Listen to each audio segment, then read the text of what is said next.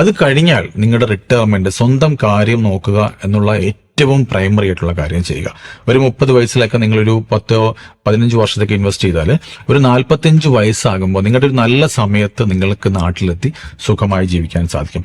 നമസ്കാരം, ഞാൻ ധനേഷ് മുരളി. കഴിഞ്ഞ കുറെ നാളുകളായി നമ്മുടെ ഇൻബോക്സിൽ വരുന്ന ഏറ്റവും അധികം വരുന്ന മെസ്സേജുകളിൽ ഒന്ന് ഇതാണ്: എനിക്ക് നാട്ടിൽ പോകണമെന്നുണ്ട്, കഴിഞ്ഞ 10-20 വർഷമായി പ്രവാസിയാണ്, നാട്ടിൽ പോയാൽ എങ്ങനെ ജീവിക്കും, അതിനുള്ള ഒരു സ്ട്രാറ്റജി പറഞ്ഞു തരാമോ, അല്ലെങ്കിൽ എന്ത് ചെയ്യണം എന്നുള്ള മെസ്സേജുകൾ ഒരുപാട് പേര് അയക്കാറുണ്ട്. ശരിക്കും നിങ്ങൾ 10-20 വർഷമായി പ്രവാസിയാണ്. നിങ്ങൾ നാട്ടിലേക്ക് പോകുമ്പോൾ ഒരു പാസീവ് ഇൻകം നിങ്ങൾക്കുണ്ടോ? നാളെ മുതൽ നിങ്ങളുടെ ജീവിതം എങ്ങനെ മുമ്പോട്ട് പോകും? അതിനൊരു ഇൻകം വേണ്ടി. അതിനൊരു ചോദ്യത്തിന് ഉത്തരം നിങ്ങൾക്കുണ്ടെങ്കിൽ നിങ്ങൾക്ക് നാട്ടിലേക്ക് പോകാം. പക്ഷെ നാട്ടിലേക്ക് പോകണമെന്ന് ആഗ്രഹമുണ്ടെങ്കിൽ എന്തൊക്കെ കാര്യങ്ങൾ നമ്മൾ ചെയ്തു വെക്കണമെന്ന് നമുക്ക് ഈ വീഡിയോയിലൂടെ പരിശോധിക്കാം. ഇന്നൊരു ആവറേജ് പ്രവാസി, അതായത് ഞാൻ പറയുന്നത് ഏറ്റവും താഴെയുള്ള ആളിനെ പറ്റിയല്ല, ഒരു മീഡിയം ലെവലിലേക്ക് ജീവിക്കുന്ന ഒരു പ്രവാസിക്ക് മാസം ഒരു 20,000 രൂപയോ 25,000 രൂപയോ മാറ്റിവെക്കാൻ കഴിയുന്നൊരു തുകയാണ്. ആ തുക ഒരു 10 വർഷ കാലയളവിൽ നിങ്ങൾ ഇന്ത്യൻ മാർക്കറ്റിൽ നിക്ഷേപിക്കാൻ നിങ്ങൾക്ക് സാധിച്ചാൽ ഒരു 10 വർഷത്തിനുള്ളിൽ തന്നെ, അല്ലെങ്കിൽ ഒരു 12-13 വർഷത്തിനുള്ളിൽ തന്നെ നിങ്ങൾക്ക് നിങ്ങളുടെ ഗോൾ അച്ചീവ് ചെയ്യാനും നാട്ടിലെത്താനും സുഖകരമായി സന്തോഷകരമായി ജീവിക്കാനും സാധിക്കും. ഇതെങ്ങനെയാണെന്നും എങ്ങനെയൊക്കെ നമുക്ക് ആ ലെവലിലേക്ക് എത്തിച്ചേരാമെന്നും നമുക്ക് വരുന്ന സ്റ്റെപ്പുകളിലൂടെ പരിശോധിക്കാം. ഒരു കണക്ക് നോക്കാം. ഒരു ആവറേജ് മലയാളിക്ക് ഇന്ന് നാട്ടിൽ ജീവിക്കേണ്ടി വരുന്ന തുക എന്ന് പറയുന്നത് 40,000 രൂപ മുതൽ 50,000 രൂപ വരെയാണ്.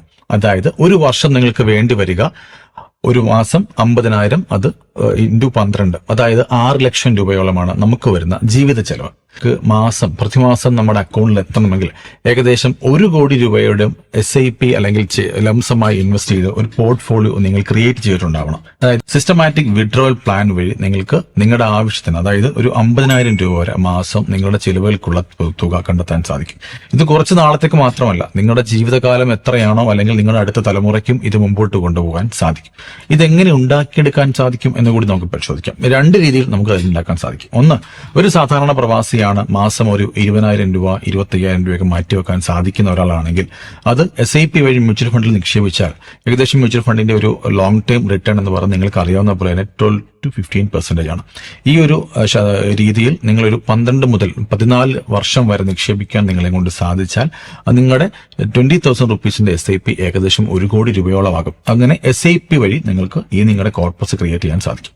രണ്ടാമതുള്ളത് ലംസമായിട്ട് നിങ്ങൾ ഇൻവെസ്റ്റ് ചെയ്യുക എന്നുള്ളതാണ്. അതായത് നിങ്ങളുടെ കയ്യിൽ ഒരു പർട്ടിക്കുലർ ഫണ്ട് ഉണ്ട്, അത് 1 ടൈം ഇൻവെസ്റ്റ്മെന്റ് ആയിട്ട് നിങ്ങൾക്ക് ഇൻവെസ്റ്റ് ചെയ്യാം. അതിനുശേഷം ഒരു 10 കൊല്ലമോ 15 കൊല്ലമോ വെയിറ്റ് ചെയ്താൽ അതും 1 കോടി രൂപയൊക്കെ ആകും. അപ്പോൾ ഈ 2 രീതിയിൽ നിങ്ങൾക്ക് കോർപ്പസ് ഡെവലപ്പ് ചെയ്യാം അല്ലെങ്കിൽ ക്രിയേറ്റ് ചെയ്യാം. പ്രധാനമായിട്ടും നോക്കേണ്ടത് ഈ 2 കാര്യങ്ങൾ മാത്രമാണ്. SIP വഴി നിങ്ങൾ അല്ലെങ്കിൽ ബാങ്കിൽ ഫിക്സ് ഇട്ടിട്ടോ ഏതെങ്കിലും രീതിയിൽ നിങ്ങൾ ഒരു കോർപ്പസ് ക്രിയേറ്റ് ചെയ്യണം. അങ്ങനെ ഒരു കോർപ്പസ് നിങ്ങൾക്കുണ്ടെങ്കിൽ അതുവഴി നിങ്ങൾക്ക് നാട്ടിൽ ചെല്ലുമ്പോൾ വളരെ ഈസി ആയിട്ട് അതിൽ നിന്നും പെർ മന്ത് വിഡ്രോവൽ ചെയ്യാൻ സാധിക്കും. ഇതിനെയാണ് ഫിനാൻഷ്യൽ ഫ്രീഡം എന്ന് വിളിക്കുന്നത്. ഇപ്പോൾ നിങ്ങൾ ഈ ഒരു ഫിനാൻഷ്യൽ ഫ്രീഡം നേടിക്കഴിഞ്ഞാൽ പ്രവാസം നിങ്ങൾക്കൊരു ബാധ്യതയായി മാറില്ല, പിന്നെ നിങ്ങൾക്കതൊരു ഇഷ്ടമായി തുടങ്ങും. ഇതിനായിട്ട് ശരിക്കും എന്താണ് ഓരോ പ്രവാസിയും ചെയ്യേണ്ടത്? നമുക്കറിയാം, ഒരു പ്രവാസിയെ സംബന്ധിച്ച് ഏറ്റവും വലിയൊരു കാര്യം ഒരു വീട് എന്നുള്ള സങ്കല്പമായിരിക്കും. പലപ്പോഴും വീടിനാണ് ആളുകൾ മുൻഗണന കൊടുക്കുക. ചിലപ്പോൾ കടമൊക്കെ ഉണ്ടാവും. കടമൊക്കെ ഒന്ന് വീട്ട് കഴിഞ്ഞാൽ നമുക്ക് ഒരു വീട് വെക്കുക അല്ലെങ്കിൽ ഒരു വീട് എടുക്കുക എന്നുള്ള കാര്യത്തിലേക്ക് പലരും പോകാറുണ്ട്. അതിന് തെറ്റ് പറയാൻ പാടില്ല, കാരണം വീട് എന്നുള്ളത് വളരെ പ്രൈമറി ആയിട്ടുള്ള ഒരു നീഡാണ്.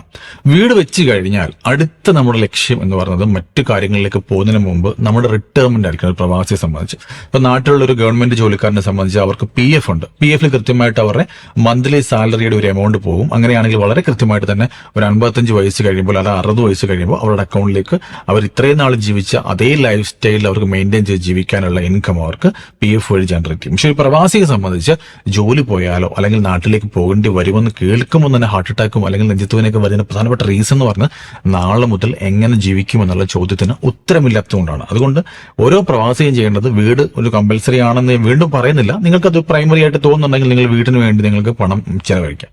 അത് കഴിഞ്ഞാൽ നിങ്ങളുടെ റിട്ടയർമെന്റ് സ്വന്തം കാര്യം നോക്കുക എന്നുള്ള ഏറ്റവും പ്രൈമറി ആയിട്ടുള്ള കാര്യം ചെയ്യുക. ഒരു 30 വയസ്സിലൊക്കെ നിങ്ങളൊരു 10-15 വർഷത്തേക്ക് ഇൻവെസ്റ്റ് ചെയ്താൽ ഒരു 45 വയസ്സാകുമ്പോൾ നിങ്ങളുടെ ഒരു നല്ല സമയത്ത് നിങ്ങൾക്ക് നാട്ടിലെത്തി സുഖമായി ജീവിക്കാൻ സാധിക്കും. അപ്പൊ നിങ്ങൾ ചെയ്യേണ്ടത് നിങ്ങളുടെ പ്രൈമറി ഗോള് സെറ്റ് ചെയ്യുക എന്നുള്ളതാണ്. അത് വീടാണെങ്കിൽ ഓക്കെ, അത് വീടിന് വേണ്ടി കുറച്ച് നാൾ നിങ്ങൾ സമയം മാറ്റിവെക്കുന്നു, നിങ്ങളുടെ സമ്പത്ത് മാറ്റിവെക്കുന്നു. അതിനുശേഷം റിട്ടയർമെന്റ് ഒരു 15 വർഷത്തേക്കെങ്കിലും നിങ്ങളുടെ കയ്യിൽ എത്ര സേവിങ് എമൗണ്ട് ഉണ്ടോ, അത് ഞാൻ ഒരു കാൽക്കുലേഷൻ നിലയിലാണ് മുമ്പ് പറഞ്ഞത് 20,000 റുപ്പീസ് എന്ന്. ഇനിയിപ്പോൾ അതില്ലെങ്കിൽ പോലും, അതിനെ കുറച്ചൊരു എമൗണ്ട് ആണെങ്കിൽ പോലും നിങ്ങൾ ആ എമൗണ്ട് ഇൻവെസ്റ്റ് ചെയ്യുക. അത് ലോങ് ടൈമിലേക്ക് ഗ്രോ ആവും. അതിനുശേഷം നിങ്ങൾക്ക് അതിൽ നിന്ന് നിങ്ങളുടെ പാസീവ് ഇൻകം വിഡ്രോ ചെയ്യാനും വളരെ ഈസി ആയിട്ട് സന്തോഷമായിട്ട് നിങ്ങൾക്ക് നാട്ടിൽ ജീവിക്കാനും സാധിക്കും. ഇതിനോടൊപ്പം ഒരു എമർജൻസി ഫണ്ടും നിങ്ങളുടെ കയ്യിൽ ഉണ്ടാവണം. കാരണം നിങ്ങളുടെ ജോലിയൊക്കെ നഷ്ടപ്പെട്ടു എന്നുള്ള ഒരു സമയത്ത് നിങ്ങൾക്ക് ഒരു 4 മാസമെങ്കിലും ജീവിക്കാനുള്ള ഒരു എമർജൻസി ഫണ്ട് എപ്പോഴും നമ്മുടെ കയ്യിൽ ഉണ്ടാവണം. അപ്പൊ ഈ കാര്യങ്ങളൊക്കെ നിങ്ങൾക്ക് ചെയ്യാൻ സാധിക്കുമെങ്കിൽ നമ്മുടെ മുമ്പ് പല പ്രവാസികൾ നമുക്കറിയാം നാട്ടിലേക്ക് പോകുന്നു, തിരിച്ചു വരാൻ വീണ്ടും വിസ എടുക്കാൻ ശ്രമിക്കുന്നു. അങ്ങനെയൊന്നും ആവാതെ ഒരു 30 വയസ്സിൽ എങ്കിലും ഇൻവെസ്റ്റ്മെന്റ് സ്റ്റാർട്ട് ചെയ്ത് ഒരു 45 വയസ്സിൽ സുഖമായിട്ട് നാട്ടിലെത്തി ജീവിക്കാൻ കഴിയുന്ന രീതിയിൽ ഓരോ മലയാളി പ്രവാസികളുടെയും മൈൻഡ് സെറ്റ് മാറണം. അങ്ങനെ മാറിയാൽ മാത്രമേ പ്രവാസം എന്ന് പറഞ്ഞ ഒരു ദുരിതമാവാതെ ഒരു സന്തോഷമുള്ള ഒരു കാര്യമാക്കി എടുക്കാൻ നമ്മളെ കൊണ്ട് സാധിക്കും. അതുകൊണ്ട് എപ്പോഴും നാട്ടിലേക്ക് പോകണം, അല്ലെങ്കിൽ നാട്ടിൽ പോയാൽ എങ്ങനെയാണ് എനിക്ക് ജീവിക്കാൻ കഴിയുമോ എന്നുള്ള ചോദ്യത്തിന് ഉത്തരം ഇത് മാത്രമാണ്. നിങ്ങളല്ല തീരുമാനിക്കേണ്ടത് നിങ്ങൾക്ക് നാട്ടിൽ പോകാൻ കഴിയുമോ എന്നുള്ളത്. നിങ്ങളുടെ ബാലൻസ്, അതായത് ബാങ്ക് ബാലൻസും നിങ്ങളുടെ നിക്ഷേപ തുകയുമാണ് തീരുമാനിക്കേണ്ടത് നിങ്ങൾക്ക് നാട്ടിലേക്ക് പോകാൻ കഴിയുമോ എന്നുള്ളത്. അല്ലെങ്കിൽ നിങ്ങൾക്ക് നാട്ടിൽ മറ്റൊരു സെക്കൻഡ് ഇൻകം ഉണ്ടാകണം. ഈ വീഡിയോ തീർച്ചയായിട്ടും ഒരുപാട് പ്രവാസികൾക്ക് ഉപകാരപ്പെടും. നിങ്ങൾക്ക് പറ്റുമെന്നുണ്ടെങ്കിൽ, നിങ്ങൾ ഈ വീഡിയോ ഉപകാരപ്പെട്ടു എന്ന് തോന്നുന്നുണ്ടെങ്കിൽ മറ്റുള്ളവരിലേക്ക് എത്തിക്കാൻ വേണ്ടി വീഡിയോ ഷെയർ ചെയ്യണമെന്ന് ഒരിക്കൽ കൂടി അഭ്യർത്ഥിക്കുന്നു. താങ്ക്